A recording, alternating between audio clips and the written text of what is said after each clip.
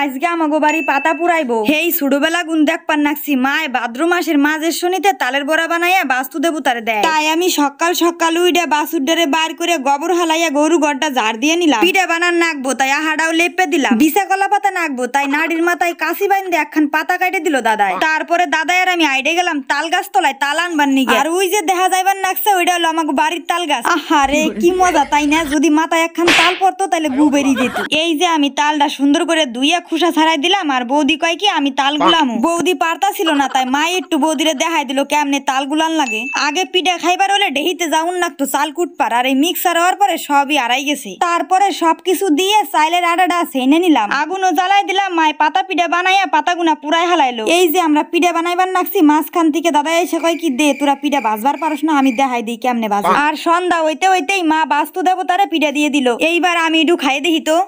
সেই স্বাদ হয়েছে তো। আচ্ছা।